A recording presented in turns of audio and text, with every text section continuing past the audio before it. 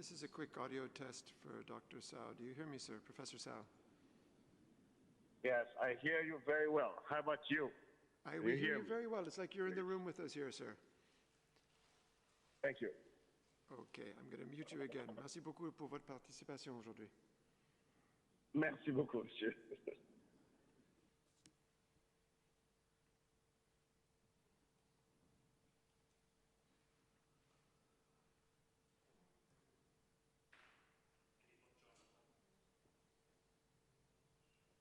Okay.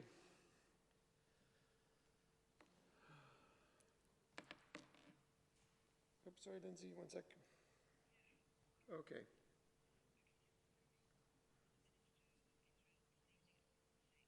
Okay. Yep, sounds good. How far are they starting to move?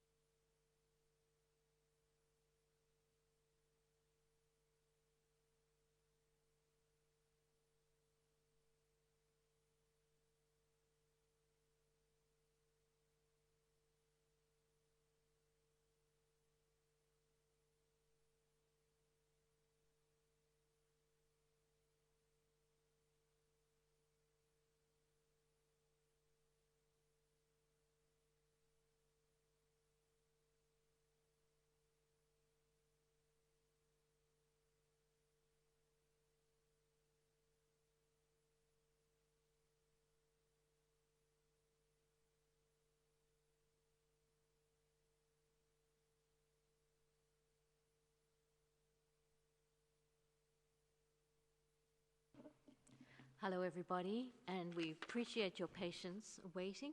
Today we have a very special day. Welcome to WHO press briefing on COVID-19. We have a packed agenda with a number of special guests. If you're listening, remember you can listen in multiple languages. Remember that if you wish to listen to Arabic, go to Korean, and if you wish to listen to Hindi, go to Japanese.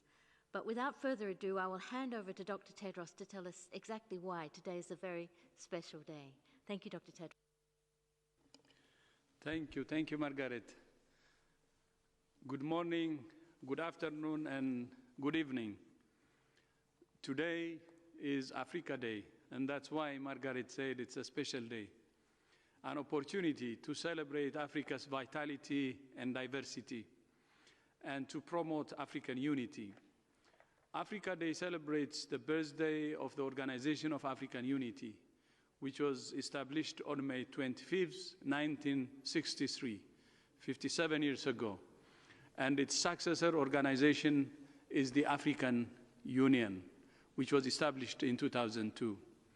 Today, on Africa Day 2020, we mark the successes and progress made throughout the African continent. This year, celebrations are more muted because of, as you know, the COVID-19 pandemic.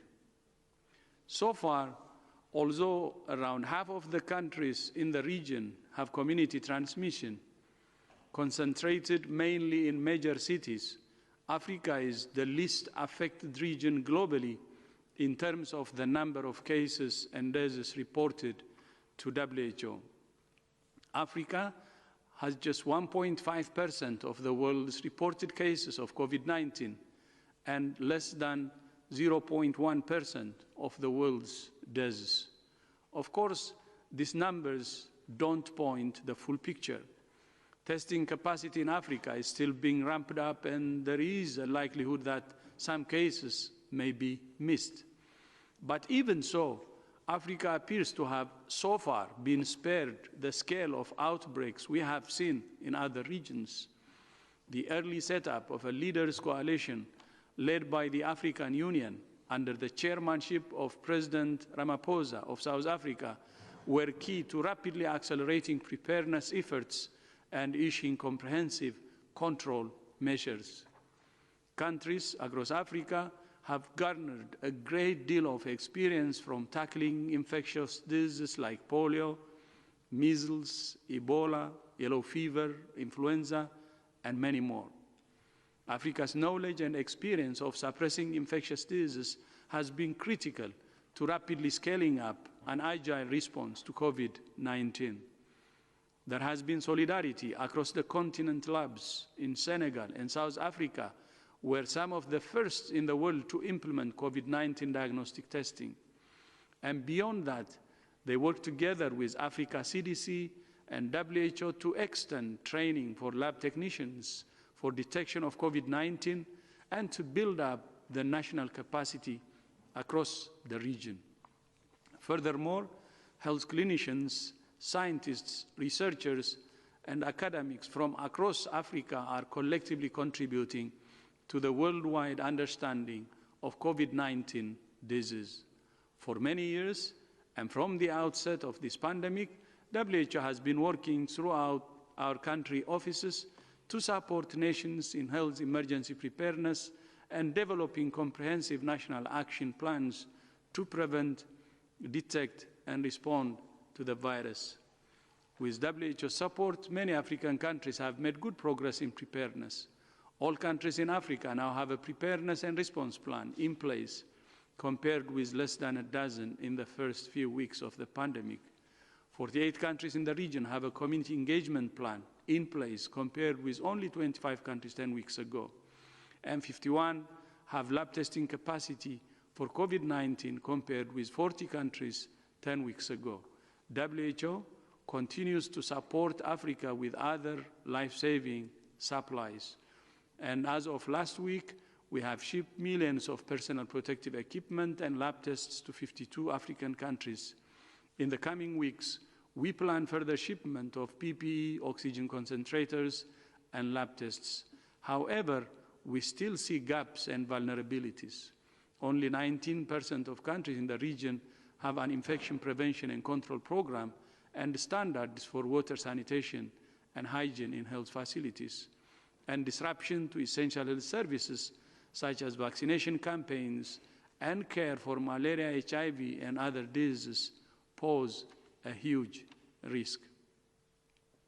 I now want to introduce my sister, Dr. Sidi Moeti, who is the Regional Director of the Afro region.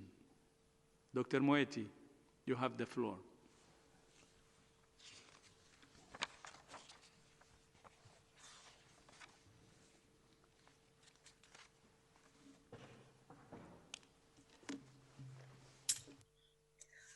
Thank you very much, Dr. Tedros.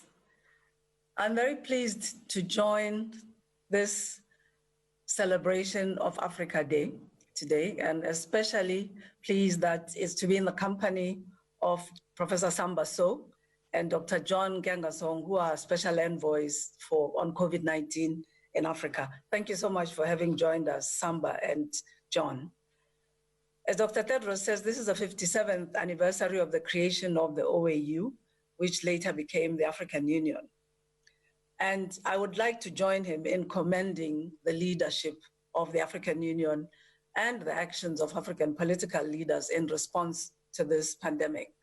Not only have they rallied strongly and created at the country level all of government and all of society structures and mechanisms, but we've also seen the mobilization of the African private sector, both those who are in Africa and those who are working in the diaspora. I'd like to also add my thanks to our fellow countrymen in the African diaspora, in the US, in the UK, and other European countries who have joined our work, our virtual work in training, sharing their knowledge and skills in proposing innovations to contribute to the response to the pandemic in Africa, and in mobilizing their networks and their resources, and in stating their determination in continuing to support their families from wherever they are. Dr. Tedros has highlighted some of the progress that's been made in recent months. And these achievements have built on years of work led by governments with the support of WHO and our partners like the Africa CDC to prepare for and respond to severe and widespread epidemics, and also to work on strengthening and making more resilient the health systems in our countries.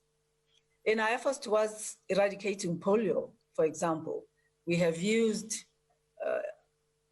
geographic information system technologies, and we have engaged communities who are able to alert the authorities when they start to see cases in their midst. I'd like here to pay special tribute to African communities. It was said by Dr. Tedros that our leaders have put in place some measures to control the pandemic. We have seen African countries take very tough decisions to put in place some of the control measures that are aimed at physical and social distancing. And this has been at a high cost. They have recognized and acknowledged on the economic level in countries, but also very much at the level of individuals and households. In a survey that we carried out in partnership with the Africa CDC and the Resolve Foundation, we found on interviewing people in African cities, in 28 African cities, that they accepted the need for some of these measures, although many of them recognized that they would be very tough on them in their households, particularly if you take into account the proportion of African people that work in the informal sector, where you need to be out earning your money in order to be able to put food on the table. But they have stated that they understood the need and were ready to comply with some of these measures, which were very challenging. I'd like to very much commend and thank them for that, because we think that it's thanks to these measures that we have started to see not the kind of evolution of the pandemic in Africa that we were projecting in some of our projection tools. We are working with our partners, and I would like to thank here our humanitarian and United Nations partners for the joint work that we are doing in the 13 African countries that are affected by conflict and insecurity, just to remind that the theme of Africa Day this year is Silencing the Guns in the Context of COVID-19, which reminds us that we have in this disease a common enemy. And while one country is vulnerable, all are at risk. And it reminds us again to continue to work towards having peace so that the kind of risks that people encounter in insecure areas towards their health can be reduced. So I'd like to thank very much those partners that are working to support the most vulnerable African communities in very difficult, sometimes conflict-affected regions, and say that we are there, we are committed to work with you. I'd end by wishing all of Africa's people, whether we are in Africa or elsewhere, a happy Africa Day, and let us continue with the amazing solidarity that has seen us progress thus far in our response to the pandemic. Thank you very much, Tedros. Thank you, Sidi. Thank you so much for joining us on this very, very special day. So please stay with us for some question and answer if you have time. I now want to introduce Professor Sam Basso, Director General of the Center for Vaccine Development in Mali and former Minister of Health of Mali, and my special envoy with a particular focus on supporting the Francophone African countries. Professor Sam Basso, please. Thank you very much. I would like to thank WHO and all the partners and colleagues here, yourself, Mr. DG, and Dr. Sidi, and my colleague, Special Envoy John, DG of the CDC Africa. And thank you to your communication team. It was very difficult to reach me out. I am so far away, not in Bamako, in a very remote area right now. I would like to really especially thank them for trying so hard. I only would like to share a few points with you on this very special day, which is Africa Day, and which is so normal. Thank you so much. This is such a great idea for WHO to arrange such a press conference. So my first point right now for Africa, my concern is that there is a lack of testing leading to a silent epidemic in Africa. So we must continue to push leaders to prioritize testing, to prioritize tracing, to prioritize treatment, and to prioritize prevention. So such a day is a good day to echo that. And the second point is the health systems in Africa can be weak and easily overwhelmed, leads to COVID-19 deaths, but may well also lead to a raise in maternal mortality, infant and child mortality. And so we must work to strengthen the health system. The impact of COVID is being seen in African health system and is being seen in many other domains, such as schools and social and economy. But health system is number one. So Africa must be, my third point, at the forefront of vaccines and treatment research, but it must be conducted ethically and with country ownership and to ensure the trust of population. So I have to say solidarity trial organized by WHO and co-sponsored by WHO and country members is a very good example, but we need more communication. Even with just that solidarity trial, sometimes we are having such a difficulty, such a trouble at the government level. Sometimes there is less communication. And right now in Africa, we are seeing lots of anti-COVID research treatment or vaccine treatment or even serosurvey group that are bringing bad rumors against those kind of great actions. We don't want to hear again, there is no data from Africa, no data from Africa. We have to locally generate data from Africa, by Africa, in Africa, for Africa. That's what we need to do. So then communication is my fourth point, We need to communicate with communities. When I say communities, not only capital cities, not big cities, communities, real life, very, very far remote areas. So it's so important in this very politicized time. We have to be very careful. We are all being politicized somehow at this very moment. So my last point is that it is important to it is important regarding the support the call for a people's vaccine and the call from world leaders on a COVID vaccine and the demand for all vaccine treatments and tests be patent-free, mass-produced, distributed fairly, and made available to all people in all countries free of charge. I will stop here and thank you very much for inviting me.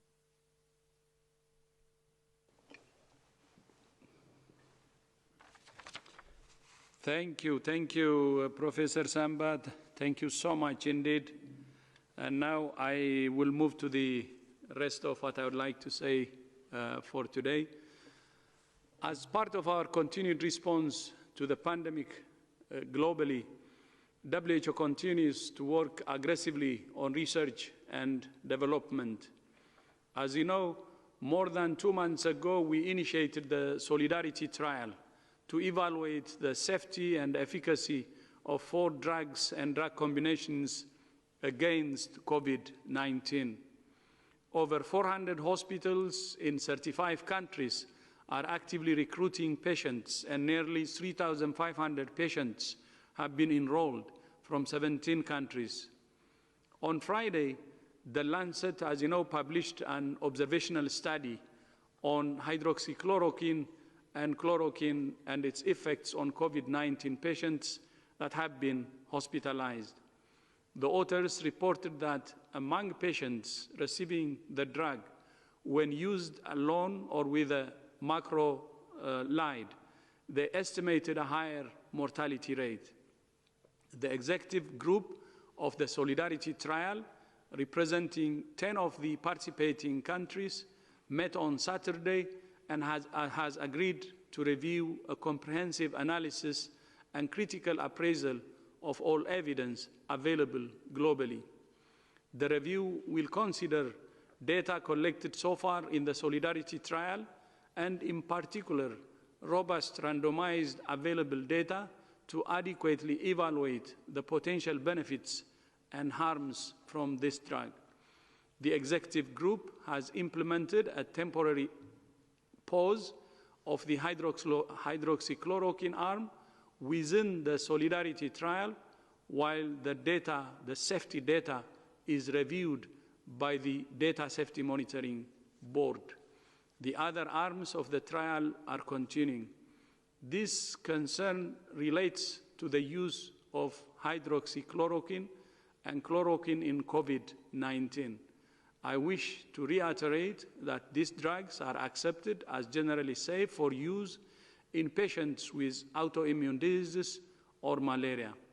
WHO will provide further updates as we know more, and we will continue to work night and day for solutions, science, and solidarity.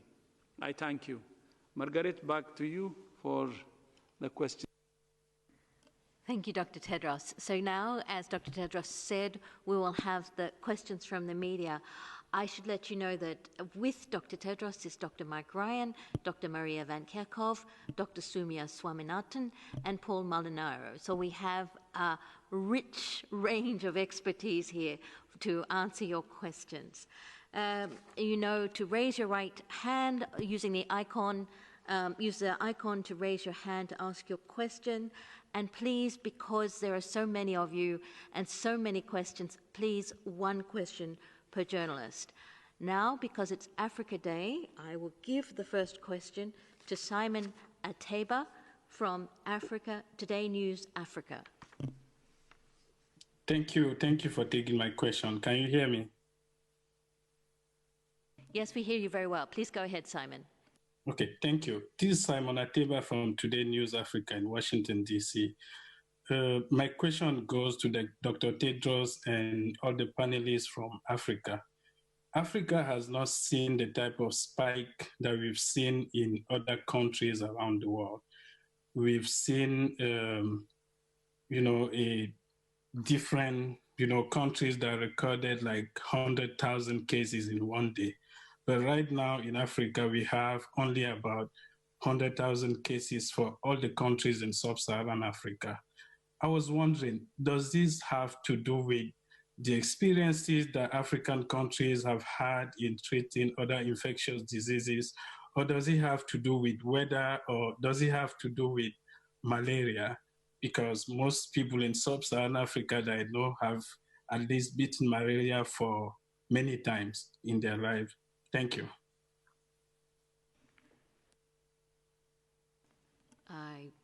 Dr. Tedros? Oh, Dr. Moeti.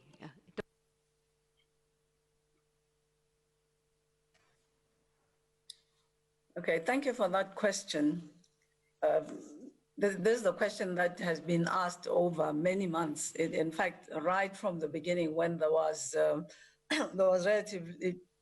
were very few cases in Africa throughout the month of January, even into the beginning until the middle of February.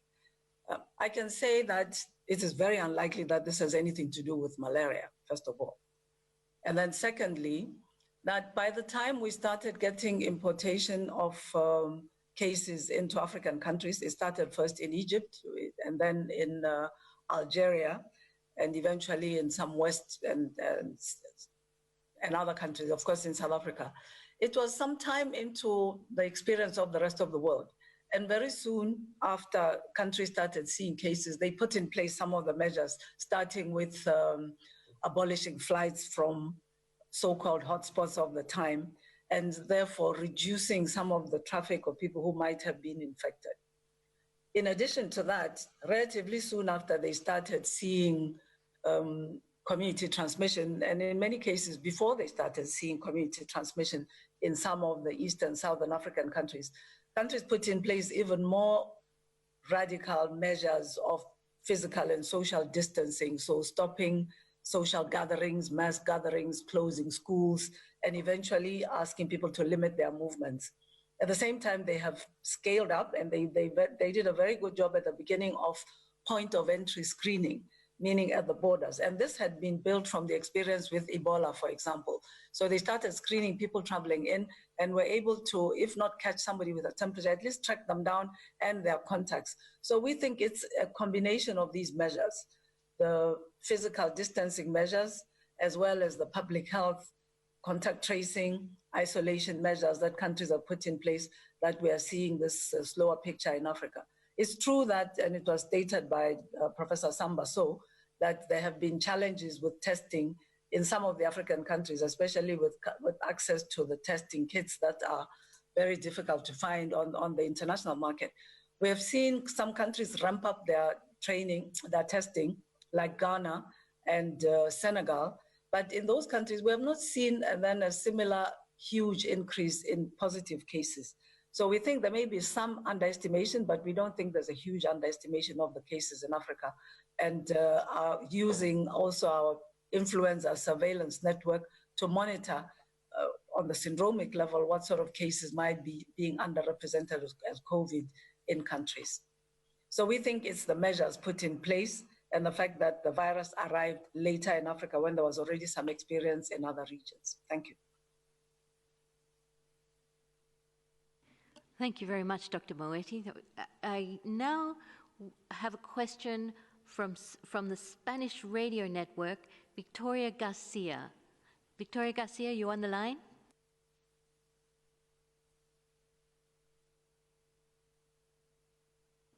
She's not? Could you unmute yourself, please, Victoria Garcia?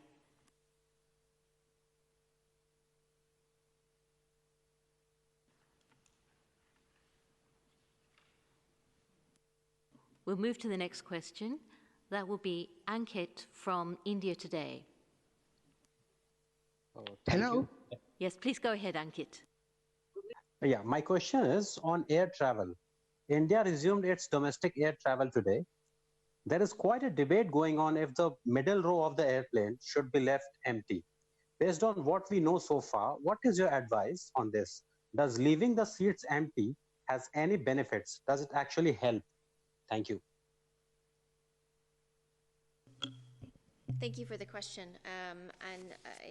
It's great to see that there's a slow approach to initiating travel again. I know many people are trying to ensure a safe travel as we resume economic activity.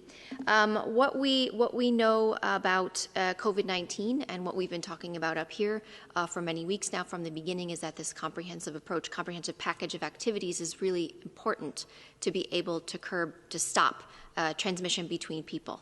And the virus transmits between an infected person through respiratory droplets when they're in close contact with one another. Our recommendations are of 1 meter or more distance between individuals. We've recently had a systematic review that's been conducted to look at influenza, influenza-like illness, coronaviruses, and COVID-19, and has found a strong protective effect of a distance of 1 meter or more. And so that's important. If someone is ill, as you know, we recommend the use of medical masks in that context, and for people who are caring for somebody who is ill. But the distance that we know can be protective is 1 meter or more.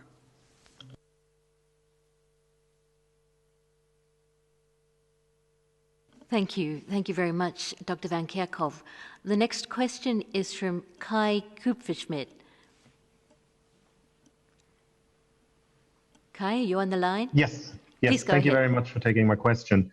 I wanted to ask about what you just said about the chloroquine, hydroxychloroquine arm of the Solidarity trial being paused. I know it's supposed to be one question, but just so that I understand it, this applies to both the chloroquine and the hydroxychloroquine, I expect. And could you say a little bit more about, what exactly the executive board based its decision on? You mentioned the Lancet paper. Was that the main reason, or do you also have data? Does the DSMB have data from the Solidarity trial itself that concerned them? Just to understand a little bit better what the decision was based on.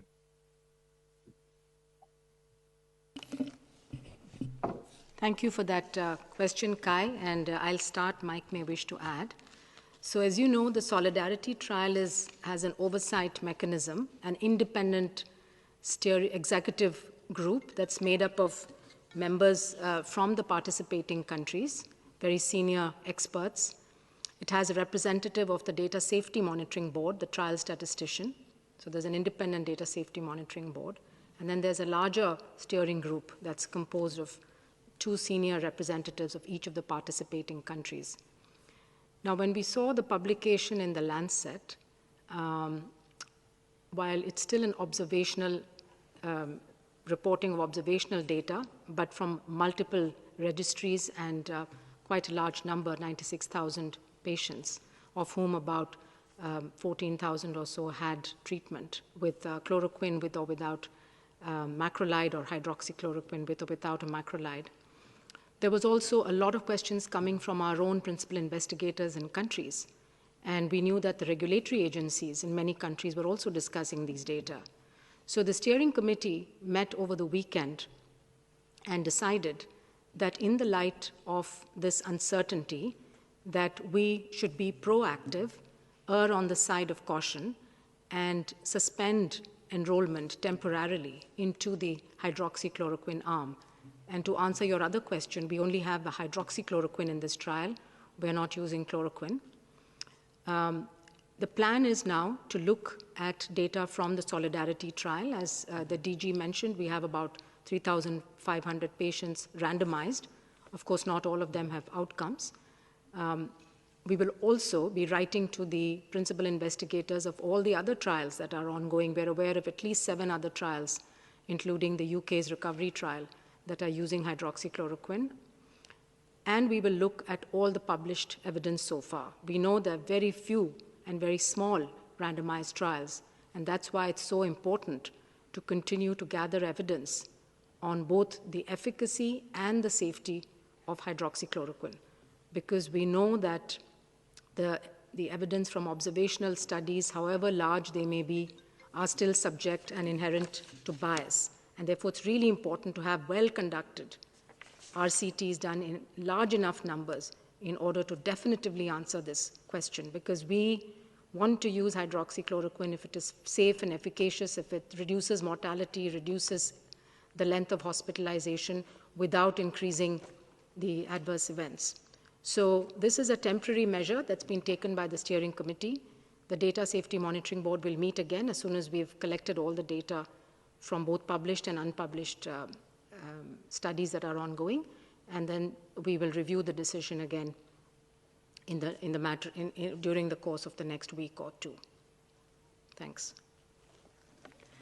Thank you very much, Dr. Swaminathan. Oh, Dr. Ryan's going to add a few more remarks. Just possibly add, to clarify for everybody, the steering committee and others who are over the trial, including WHO, we don't see the data. That's the purpose of the trial, is that nobody gets to see the data or interfere with the process.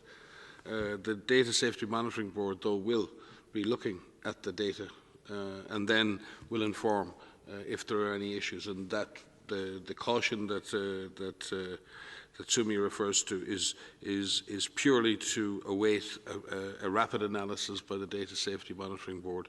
And we would expect that if no signal is found of any problems, then we would continue to randomise and to use the drug.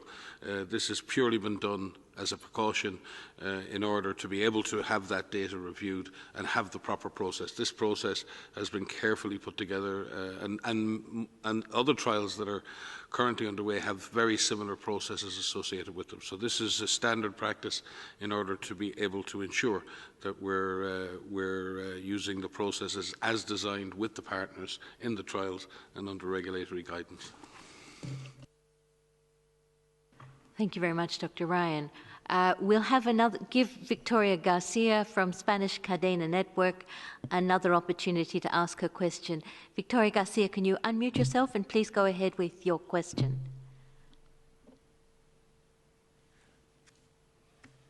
I have some problems with the mic. Can you hear me right now? Yes, we can. Go ahead. Okay, I sent you the question in writing, but I do it again here is much better.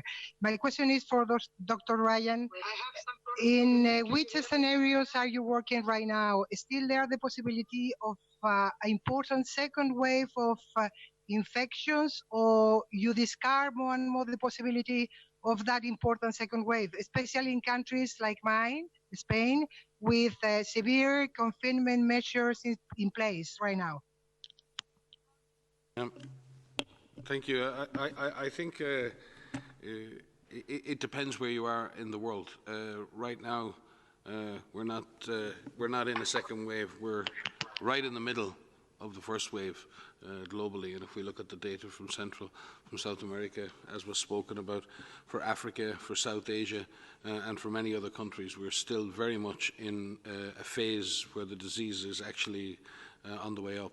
We congratulate countries like Spain who've managed to contain and suppress the disease transmission. But as we've seen in the seroprevalence studies, and Maria may wish to speak to this, the actual number of people who've been infected in each country remains relatively low. So it's when we speak about a second wave, classically, what we often mean is that there will be a first wave, the disease by itself effectively goes to a very low level and then occurs a number of months later. What we're concerned about, and that may be a reality for many countries in a number of months' time, but we need to be also cognizant of the fact that the disease can jump up at any time. We cannot make assumptions that just because the disease is on the way down now, that it's going to keep going down, and then we're going to get a number of months to get ready for a second wave. We may get a second peak in this wave. This happened during pandemics in the past. It certainly happened in the pandemic of 1919 and the Spanish flu. We got a second peak, not necessarily a second wave. And therefore, I think right now, countries in Europe, countries in North America, many other countries around the world in Southeast Asia have to continue to put in place the public health and social measures, the surveillance measures, the public health measures, the testing measures, and a comprehensive strategy to ensure that we continue on a downward trajectory and that we don't have an immediate second peak. We will then have to look later in the year whether or not there's a possibility of a second wave of infections coming, and that's particularly of concern when we look at the possibility of having a second wave of infections that may be also associated with our with influenza season, which will greatly complicate things for disease control. So if I may add, yes, I mean, let us be perfectly clear. All countries need to remain on high alert here. All countries need to be ready to rapidly detect cases. Even countries that have had success in suppression, as Mike has said, even countries that have seen a decline in cases must remain ready. The seroprevalence studies that we have seen, there are 2 published studies. There are an additional approximately 20 studies that are either in preprint, which means they haven't been published in a peer-reviewed journal, or have made results available through press release, indicate that a large proportion of the population remains susceptible. That means that this virus, if it finds an opportunity, will start an outbreak. And we need to be very clear on that and need to remain strong, remain vigilant, have our systems in place to readily detect those cases, to care for those cases, to find and trace and quarantine contacts. This virus, as I said at my first press conference on this, on the 14th of January, a hallmark of coronaviruses is its ability to amplify in certain settings, its ability to cause transmission or super spreading events. And we are seeing in a number of situations in these closed settings, when the virus has an opportunity, it can transmit readily. We're seeing it in long-term care facilities. We've seen it in some hospitals. That means that the virus will take that opportunity to amplify if it can. But the good news is that we have the steps, the tools in our toolbox to be able to suppress transmission. And these are the fundamentals of public health that Dr. Tedros, Dr. Moetti has talked about.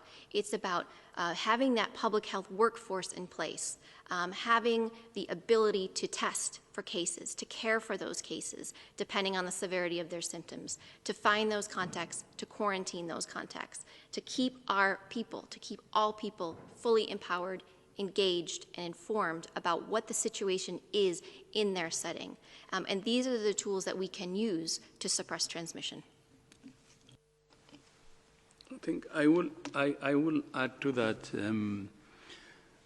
Today, as you may know, Japan, the Prime Minister Abe had announced the lifting of the emergency declaration that was imposed actually more than 6 weeks ago.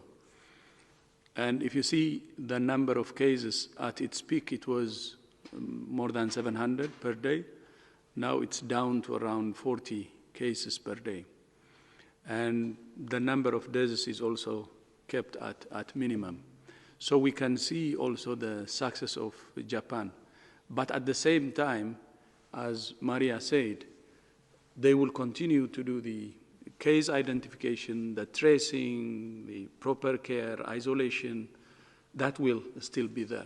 So lifting some of the serious measures doesn't mean that the basics will not be done. It should actually be strengthened. That's why we say the social distancing should help to prepare for testing, tracing, and the rest. So we see it in many countries, and including the Japan's lifting of the declaration today. And we remind all countries who are lifting the serious measures they had to make sure that the public health measures, the comprehensive approach, is in place and the right instruments are actually continuing to be implemented. Thank you. I think Dr. John, the director of CDC, is online, and would be happy to give him the floor to make his speech, and then if we can continue the question and answer after that, and he can join us on that too. Margaret, if you agree. That would be great. Dr. John, I hope you can hear us, and please go ahead. We're looking forward to hearing from you. Good. Good evening from Addis Ababa, and greetings from the African Union Commission, where we are celebrating the Africa Day under the banner of solidarity. So I think there couldn't have been a better moment for choosing that word solidarity than today, where we need solidarity to fight and win this battle against COVID-19, especially for our continent, where we continue to see a progression in the numbers of infections occurring every day on our continent, and it's extremely concerning. I would echo what Dr. Tedros mentioned, where our greatest chance, I've been speaking over the entire day at the AU and advocating for the need to enforce our public health measures and other critical activities that will allow us to win this battle against COVID-19 on the continent. A battle that we must win to survive for our own existence as a continent, which means we have to intensify our ability to test, our ability to trace, our ability to track, and our ability to treat as a continent. And I'm very pleased that the leadership of the continent has rallied behind that. The chairperson of the African Union, Chairperson Moussa Faki, under, of course, the guidance and leadership of President Ramaphosa as the chair of the AU, have all endorsed this approach and they're rallying behind. So I'm particularly pleased to work side by side with WHO to continue to benefit from the support, extraordinary support from both my friend, Dr. Chidi Moeti, and Dr. Tedros, to continue to join forces in the fight against COVID on the continent. A fight which, as I said, we must win to survive. And as a continent, I'm really happy that we are aligning ourselves with the values and principles of what WHO is putting forward. Thank you. I will participate for about another 15 minutes, then run over to take part in my own webinar, which is going on. Thank you so much. Thank you, John, for joining us. So if you can stay for questions, we would appreciate it. Otherwise, please feel free. Thank you. Margaret, please. So now we'll resume the questions and answers with Helen Branswell from Stat News. Helen, please go ahead. Hi, thanks for taking my question. I just wanted to follow up on Kai's question, just to be 100% clear. The pausing of the hydroxychloroquine arm of the Solidarity trial is not related to any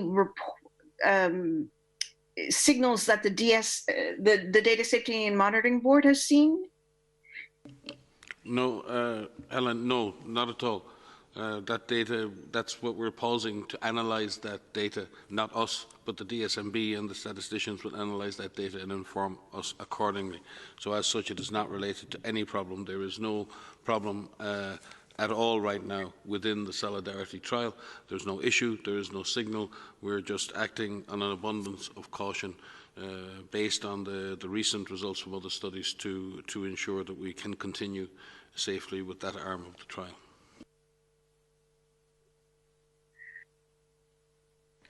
Thank you, Dr. Ryan. The next question comes from Brazil, from Ana Pinto, from Folha de Sao Paulo. Ana, please go ahead. Hi, thank you for taking my question. As of today, Brazil has the second highest number of infections in the world, over 350,000, with over 22,000 deaths, and a reproduction number that has been over 1 for several weeks. And in many cities, the ICU's occupation rate is over 90%.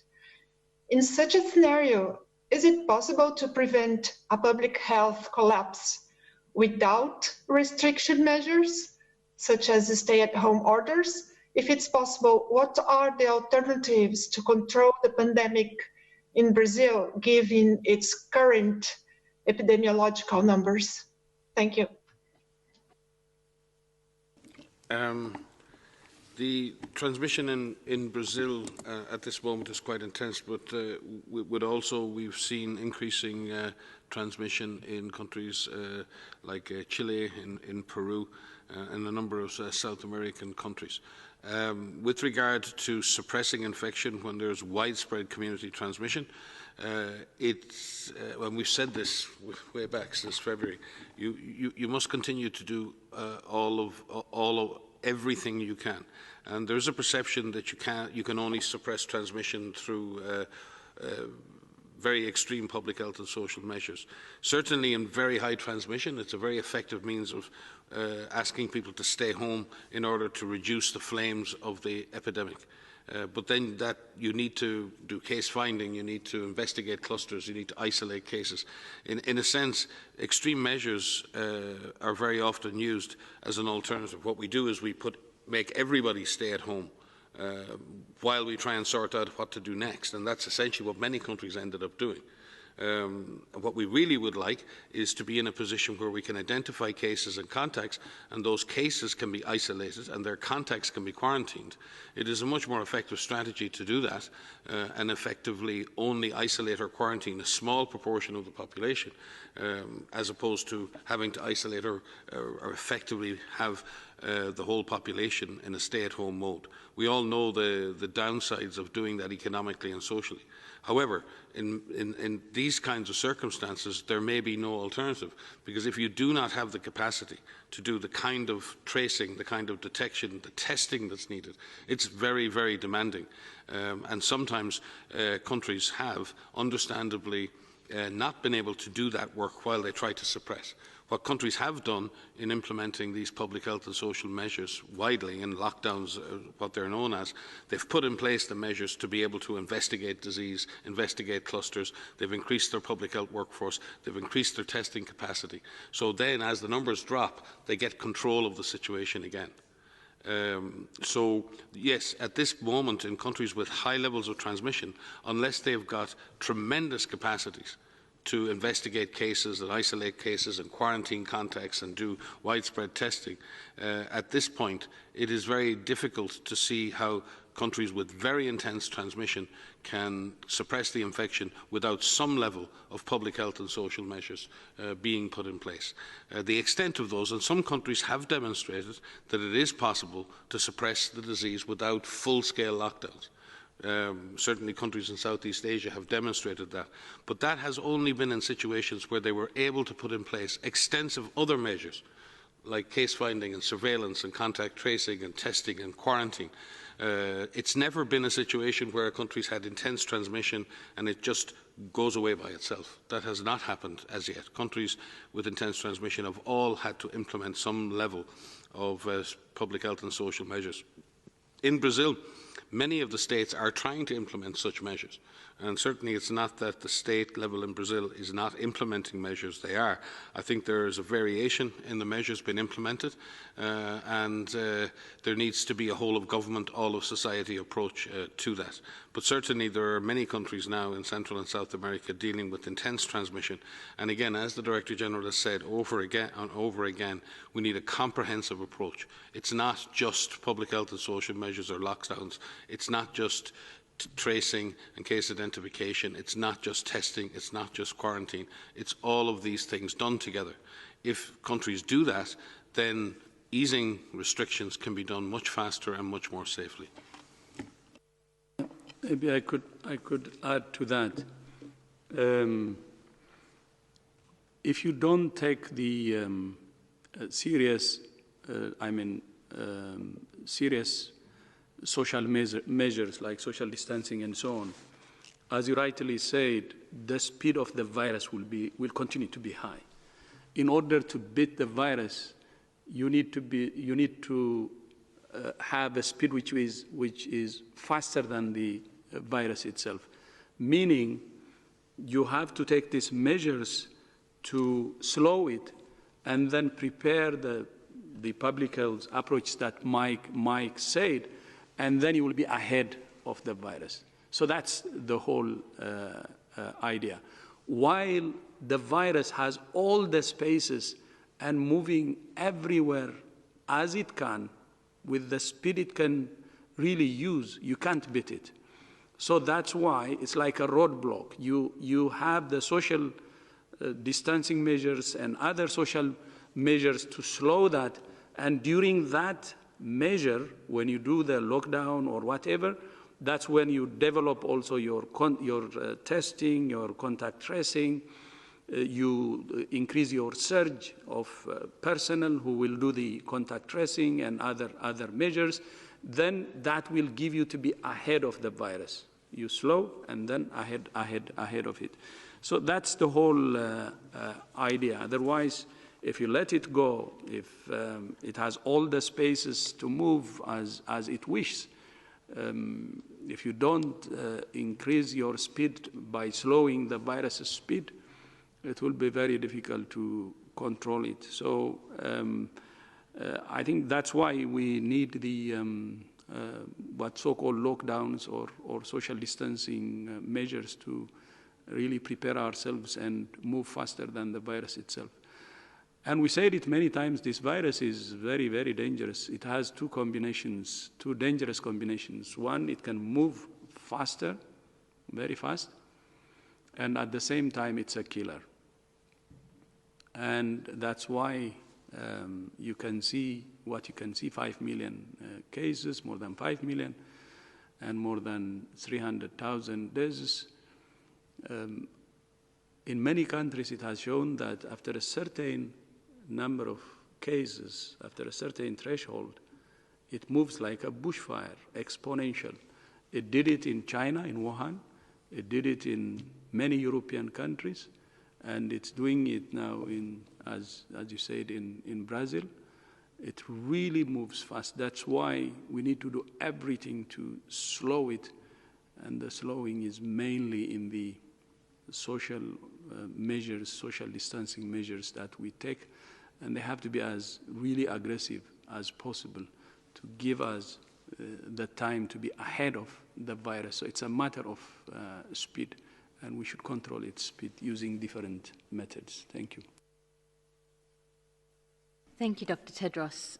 We're now moving to Morocco for a question that will be asked in Arabic. And this will be asked by Abdullah Hassan from Morocco Media News. Abdullah, please go ahead.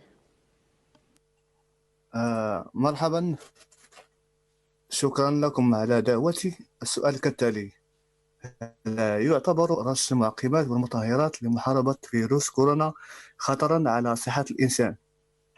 وهل تشكل خطرا على البيئة والكائنات الحية الأخرى؟ مع العلم أن أغلب الدول تقوم بعملية تعقيم بشكل مستمر برش أنواع من المواد الكيماوية المعتمدة. وهل هناك أعراض لفيروس كورونا تلازم الأشخاص المتعافون من هذا المرض؟ شكرا لكم. شكرا.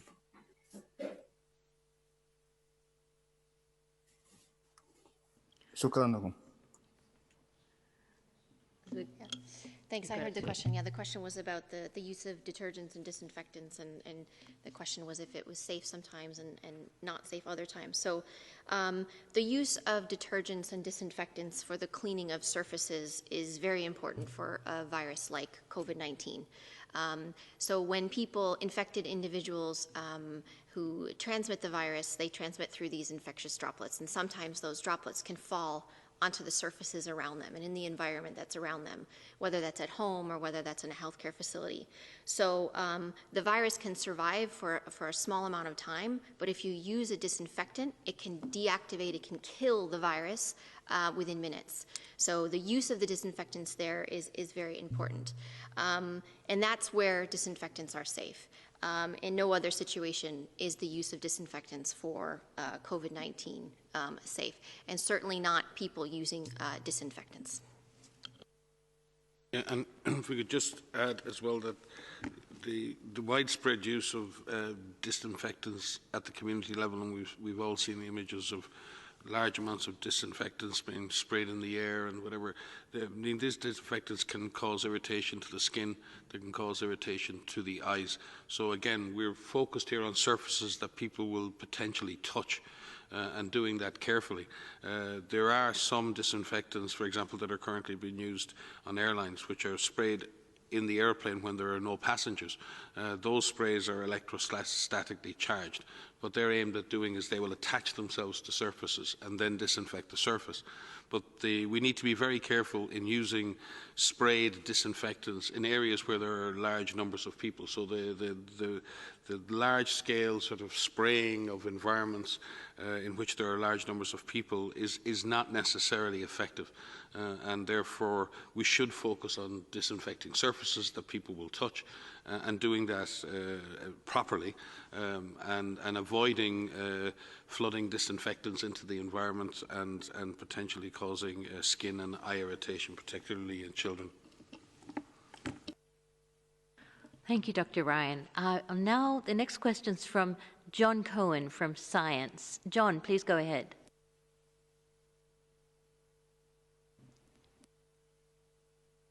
John Cohen, could you unmute yourself and ask your question?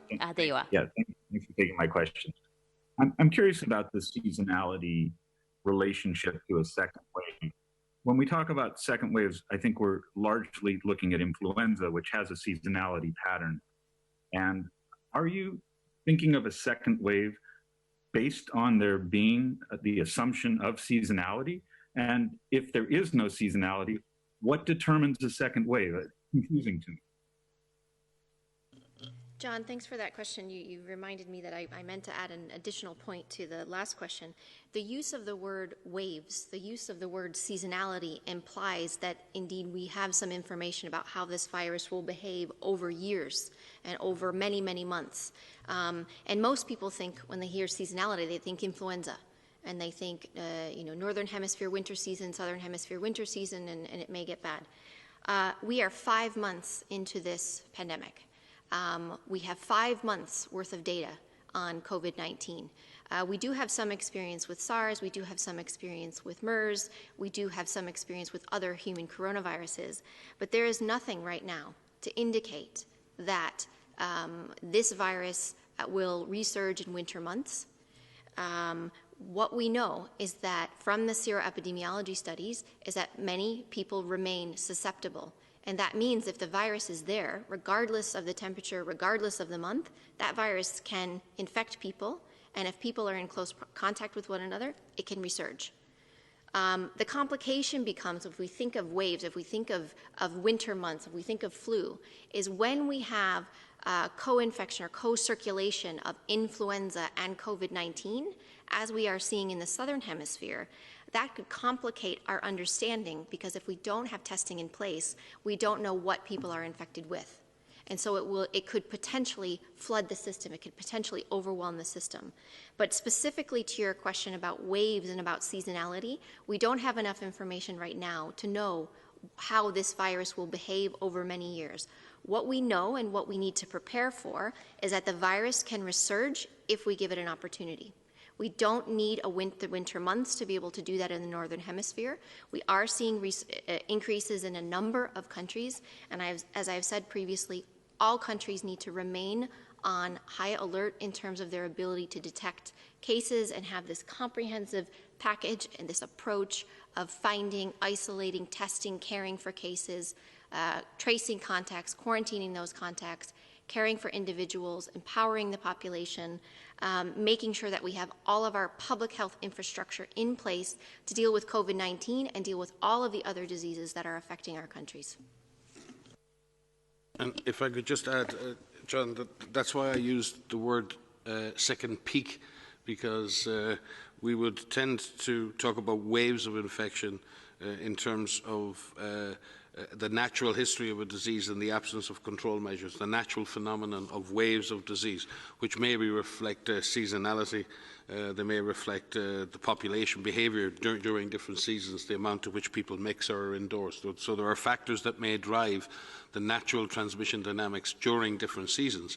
It's not that the season itself, the temperature may affect the disease, but in many cases it's not necessarily the temperature. It may be the fact that in wintertime people are indoors more, they're in much more contact with each other. So there are the natural phenomenon. I think many countries have paid a heavy price in doing the measures that have needed to be done to suppress the transmission of this disease, and they deserve credit, and the communities deserve credit for the efforts and the sacrifices they've made to break chains of transmission. And that has driven down and suppressed virus transmission. It would be, I think, at this point, a little bit worrisome if people assume that the downward trend in disease has occurred naturally. I don't think any of us believe that that has occurred naturally. That has occurred because of very, very, very tough public health measures that have been tough on the population. And if we assume that, if we take that to be true, if we take the fact that we've pressured the virus, we've pressured transmission and we've driven transmission down, then the corollary, the opposite, is true, that if we take the pressure off the virus, then the virus can bounce back.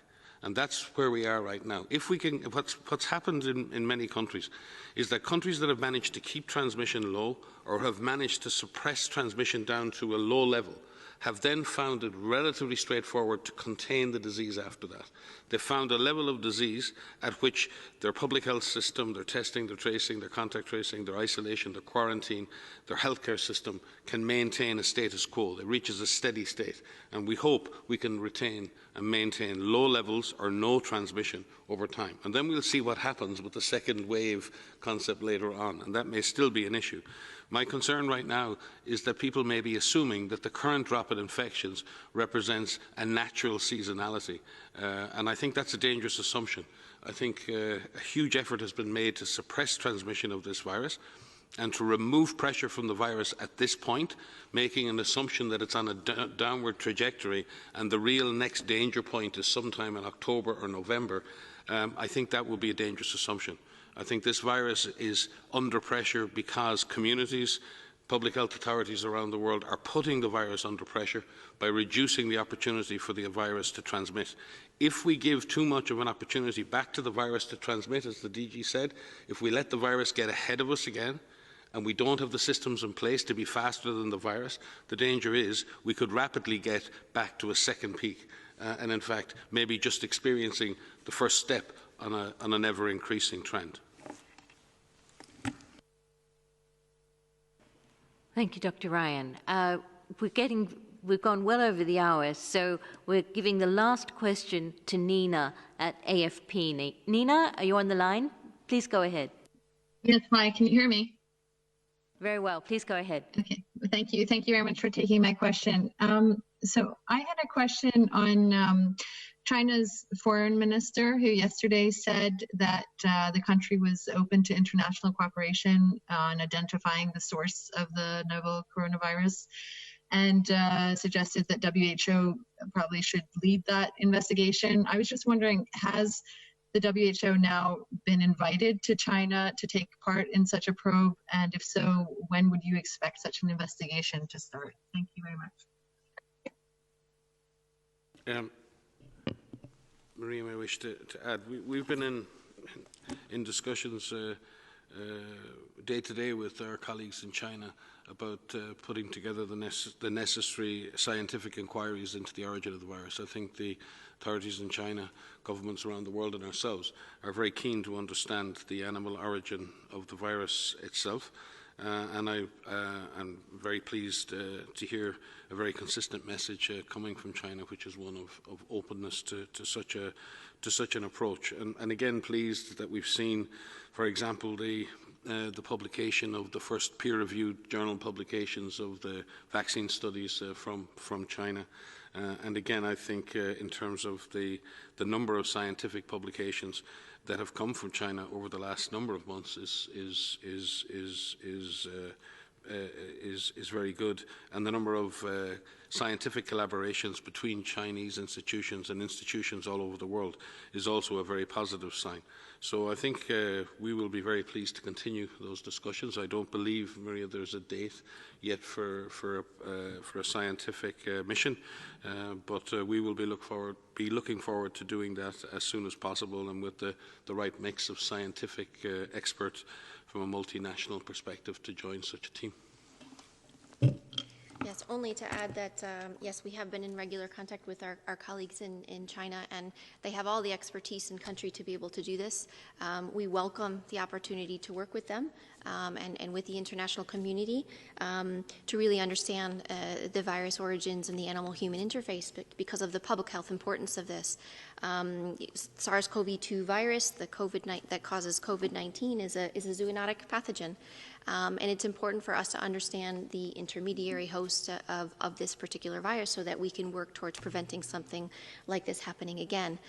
As we all know, as you all know now, most of these emerging pathogens do come from animals. So it's important that we have a strong system in place, and we're working with our partners at FAO and OIE, our sister agencies, to be able to work towards surveillance in animals and at the animal-human interface. So we welcome this opportunity to go forward.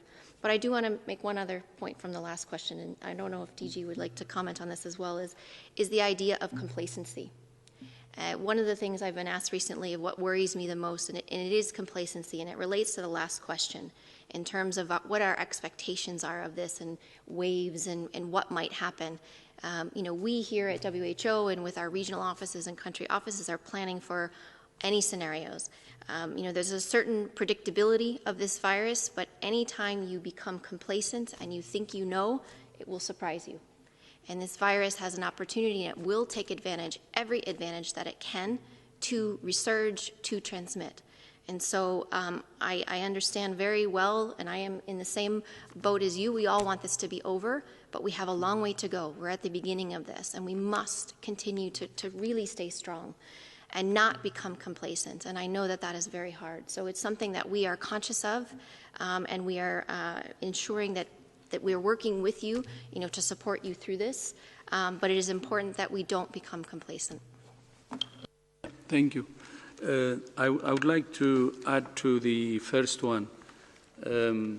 As you know, with China, we have agreed on two issues. And the origin of the study of the origin of the virus is not actually new. We have agreed on having international experts to visit the country, which was done in February. And this was also agreed during that time on the origins also. So it has been there on the table. It's a matter of continuing and doing it. But all stakeholders understand the importance of studying the origin, because it's by studying the origin that we can prevent it from happening in the future. So this is not a new thing, as Mike and Maria said, something that has been already going on. The discussion has been going on, and something that there was already agreement. Thank you.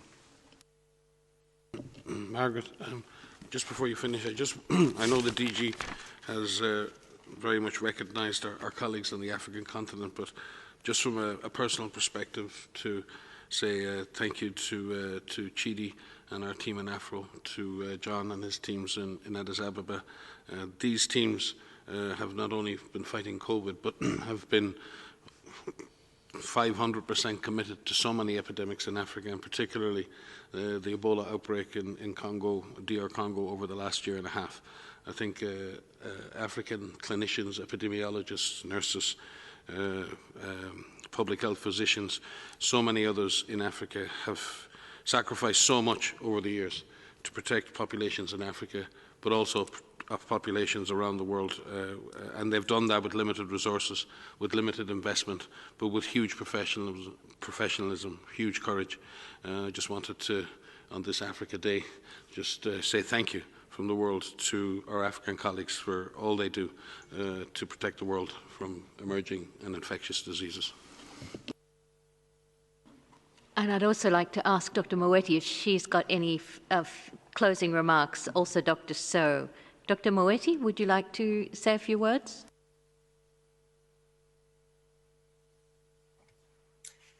Yes, thank you. I think what I'd like to say is very much to support and echo your core message of we are not complacent. So these apparently low numbers in Africa, the low proportion of cases, of the global cases that Africa represents, I think is in the context of very challenged systems where we to see a big wave of cases coming in the region. So for me, this emphasizes the need for our governments to continue, expand. We're advising them very strongly to raise the capacity, both for the public health actions, organize our capacity to provide care and treatment while we continue to ensure the availability of essential services for the population. So it's just to say we encourage continuing. We will not also let down our guard at all. And we are absolutely determined to work with our partners, with the African Union, with professionals in Africa, with civil society, and very importantly, with communities and people, where it's our duty to help people understand and to help them feel empowered and enabled to take the actions that they need to take, because they are not the subjects of government interventions. Things work best if people themselves understand and take the actions that are needed. So again, a shout out for African people. I thank them so much for the courage that they've showed, the forbearance under sometimes difficult circumstances, and we are committed to continue in this fight with them. Thank you. Thank you, Dr. Moeti. And Professor So, have you got any final remarks you'd like to make? We can't. Professor So, would you like to unmute yourself? Thank you. Shall I say okay here? Okay. Yes, thank you very much. Just to really thank again WHO for organizing this, and thank to CDC Africa for joining. I would like just to echo a few things. Dr. Moeti said exactly what I wanted to say. Having few cases or small number of cases, African cases compared to Europe and Asia, very, very small. It doesn't mean that there is no case. It doesn't mean that the problem cannot be big one day in the near future. So we just have to continue to be careful and to maintain and to strengthen our entire community system, strengthen our entire public health system. So I fully agree with Dr. Moeti there. And because if we don't be careful, what can happen in Africa will continue to have to be at this plateau level for a long, long time. And that could be a big problem. We are already seeing small over epidemics coming in. Mike just mentioned this. It's not only Ebola. We are seeing measles epidemic in some places and so on and so on. So we don't want to be overwhelmed in places where the health system is already very weak. And lastly, I would like to add one last point onto the use of antiseptics for hands and for surfaces. In places, many places like Africa, it will be difficult to get those things. If one doesn't be careful, people can in fact bring bad products and say that they are good antiseptics. So we strongly recommend hand washing.